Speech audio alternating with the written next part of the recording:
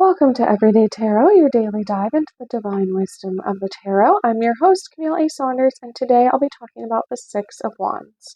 Whether you're a seasoned tarot reader or just starting to explore, this podcast offers daily insights, intuitive messages, and practical advice drawn from the cards. Each episode is designed to help you connect with your inner wisdom, find clarity in your decisions, and tap into the energy of the universe. Tune in every day, Monday through Friday, for fresh perspectives and empowering guidance from the tarot as interpreted by me. The best way to support the podcast right now is to listen daily, rate, review, and to follow or subscribe in your chosen podcast app. If you're loving the podcast and want to further support me, you can join my Patreon for behind-the-scenes access to upcoming topics, polls, monthly hangouts, and more. If you're local to the greater Puget Sound area, I'd love to see you at my next Let's Talk Tarot meetup group event. Our next one's coming up on April 14th from 5 to 7 p.m. We will be meeting at the Sumner Library meeting room to craft our own tarot cards. No experience needed. I'll bring all the supplies. You just meet me there and we will get our craft on. If you don't already know, I'm a sex and relationships therapist, seeing clients virtually all over Washington State. I love working with queer, kinky, poly, and witchy clients who might be struggling with anxiety, chronic pain or illness, communication issues, self-advocacy, and sex. You can book a free 20-minute consultation with me to make sure we're a good fit to work together. If you're interested in my free PDF with the 2025 5-card tarot spread I created just for you at the beginning of this year, you can get that by joining my newsletter list. My weekly newsletter always has the most up-to-date information on my upcoming events, presentations, musings, and info and photos of my day-to-day life. You can find the links for any of these offers in the show notes or on my website, CamilleASaunders.com/everydaytarot, in addition to the images of the cards that I pull each time. All right, so we're in season 6. Where I'm talking all about the Suit of Wands, going through each card, one per episode. If you haven't listened to my other seasons yet, you can go ahead and check those out. In the first season, I talked about tarot basics. In seasons 2 and 3, I went through the major arcana and the 4 suits. In season 4, I talked all about tarot and pop culture. And in season 5, I went through the 13 common tarot spreads. Now we're in season 6, like I said, talking all about the Suit of Wands. If you want to hear an episode dedicated to an overview of the Suit of Wands, you can check out Season 3, Episode 10. But today we're going to be specifically talking about the Six of Wands. So some images or symbols associated with a card are, again, like wands are very fiery energy. So sometimes there's this like fire element of it. This card's all about sort of victory or gaining your laurels. So sometimes there's like flowers or like literal laurels, like a crown, or different sort of ornamental things that you might win or that might be highly valued on the cards. Today, if you again go on my website or on social media, you can see the cards that I'm looking at today, 3 different decks with versions of the Six of Wands. So in the Desert Illuminations Tarot deck by Lindsay D. Williams, the wands are depicted as chilies, like hot chili peppers. And so in that sense, right, we get that fiery energy. In this one, it shows a lot of chilies sort of like hanging up in bundles with a very ornamental background, and then also a person with sort of a chili bundle around their neck, almost like it's a necklace.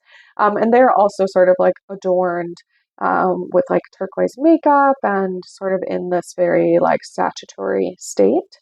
In the Sasarabito Tarot deck by Stasia Burrington, we see 6 wands or sort of like tree branch type things that are coming up from the bottom of the card. Instead of just having leaves on them, like is often with the wands cards, they also have like flowers blooming off of them, some yellow, almost like roses or something like that, some flowers. And then above it, we almost get this view of like what looks like the sun, but then around it is this like sphere of the rainbow. So again, we sort of get this like sort of crown image. We get this spherical aspect, and we get this sort of like adornment, or again, just like good energy, good vibes. And in the other deck, I'm talking about the Goddess of Love Tarot deck by Gabriella Herstick and illustrated by Julia Popescu. There's sort of like a statue figure. There's 6 roses. So in this one, they depict the wands as sort of rose stems and then the rose flower at the top. They're all sort of in alignment. We have all these flames behind it. There's also like a ruby red jewel, and like a statue that's sort of like covering themselves. So again, we get this sort of like something fancy is going on, where like royalty, jewels, like good things are happening. So if we get into sort of right the specific card correspondences, so I'm going to pull a quote from the Library of Esoterica Tarot book by Tashin. They talk about that the Six of Wands is all about hard-won gains and victory. The Six of Wands suggests triumph and knowledge attained after much struggle and difficulty. Um, so we're also going to take a look at some of my other favorite reference books, for what they have to say about the Six of Wands. So in the Tarot for Change book by Jessica Dorr, like the traditional Rider-Waite-Smith depiction of the card is someone on horseback, sort of like parading through the street. They again have that like wreath or laurel on one of their like wand staffs. They also have it around their head. And again, they look like they're like in a parade or something like that. Right now, it's making me think about that in the town I live in Sumner, we have a daffodil parade every year. And it for me is happening tomorrow on April 5th. It also happens in Tacoma, Orting, Puyallup, and then it makes its way to Sumner. So if you're in the area, that could be a fun one to see. But this sort of kicks off like the spring season. We live in a place where there's all these farms of daffodils and tulips and stuff like that. So it's a way to sort of celebrate as we start into like the spring, summer time of year. Okay, so in the Jessica Dorr book, they talk about the Six of Wands is often understood as telling secrets about victory. A person on horseback, crowned by laurels, is an image of recognition and having overcome some hardship. If we understand the sequence of each suit as containing a kind of chronological significance, which you don't have to, but it can certainly offer us clues if we do, it might seem strange that having emerged from the chaos of the five, so if you listen to last episode where we talked about the Five of Wands, if not, you can go ahead and check that out. There's a lot of like conflict depicted and chaos in the five.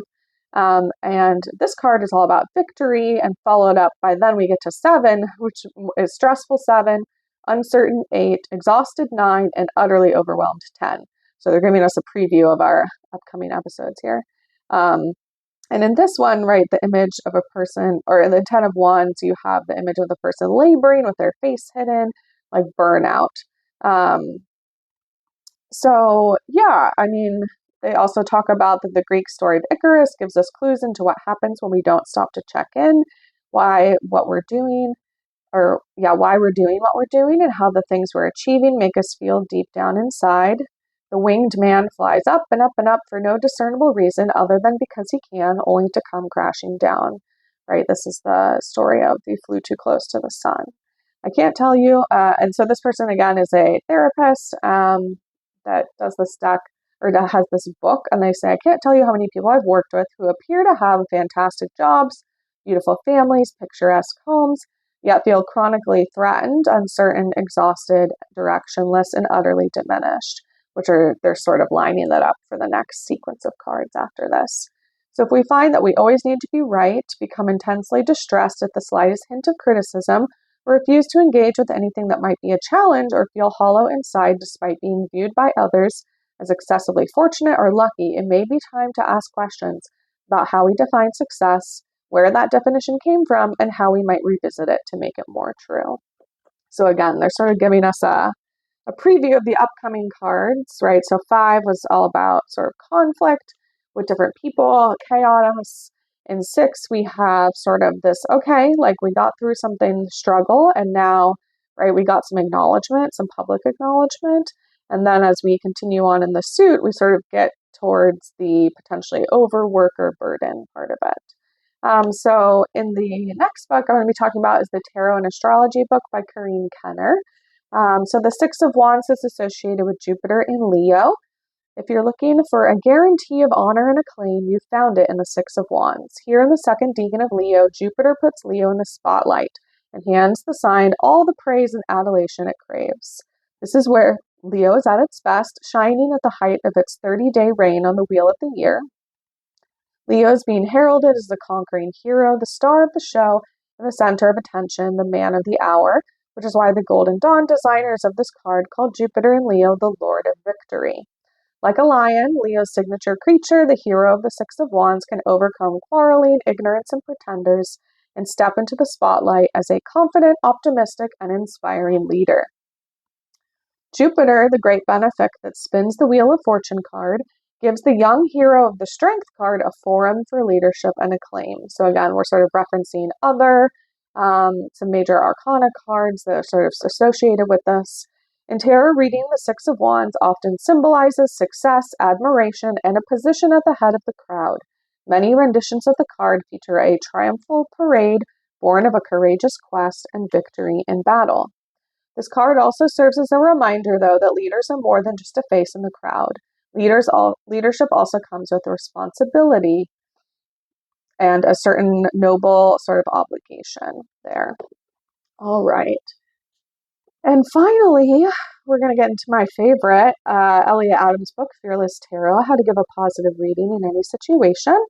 So they talk about that the Six of Wands is all about excellence, represents gaining attention through excellence, that nobody does it like you. Everyone has a gift, a talent, or personal strength that they really excel at.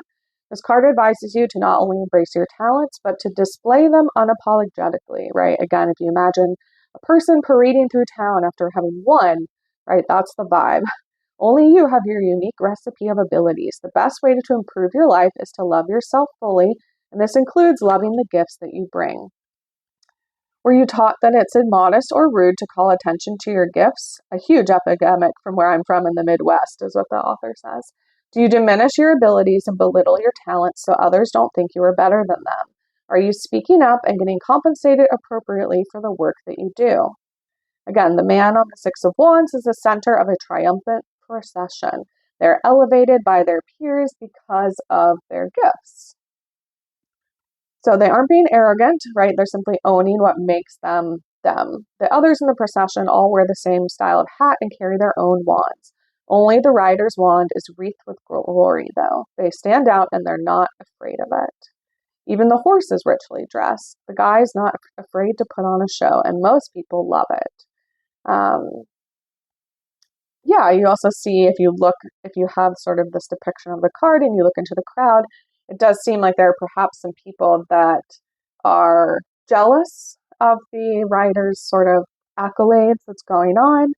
And the Six of Wands encourages you to really fully embrace your talents, abilities, and worth, right? So it's time to stop throwing yourself under the bus to appease the wounded egos of other people. Supportive people will love you when you're confident. All right, so I'm going to go ahead and pull a card around this topic of confidence and victory, right? How can we bring more of that into our life? I'm going to pull from my Therapist Who Tarot deck, prompts by Drea Bloom and images done by Rebecca Bloom. I'm going to give it a quick shuffle, but we're going to be thinking about, how do we embody that confidence, right? How do we celebrate ourselves? How do we ride and celebrate our victories, even when, right, maybe other people are on a different path than us, or perhaps even jealous? How can we embrace that full aspect of self? All right, I pulled the King of Cups, which this deck says is all about balance. And this deck does not have a tarot deck guidebook with it, but it does have questions on the back of every card associated with it. So the questions for this one are: what three things do you wish were true? What gives your life meaning? And how do you connect with a higher power? Right? So this is basically asking or answering us about how do we sort of cultivate that confidence, right? We find balance, right? We think about things that we sort of wish were true. We think about what gives our life meaning, like our value system. And we think about, right, connecting with a higher power, or if that doesn't work for you, nature, right, the universe, God, goddess, a deity, even just anything else that you, right, think is helpful in this world. Right, how do we have connection with others and relationship or things like that? So I'm going to just kind of wrap that up here today. So links for the tarot decks I talk about will always be in the show notes and on my website if you'd like to look at them or purchase them. And thanks for joining me today on Everyday Tarot. Just a reminder, the podcast comes out daily, Monday through Friday for all of 2025. All right, see you soon. Bye-bye.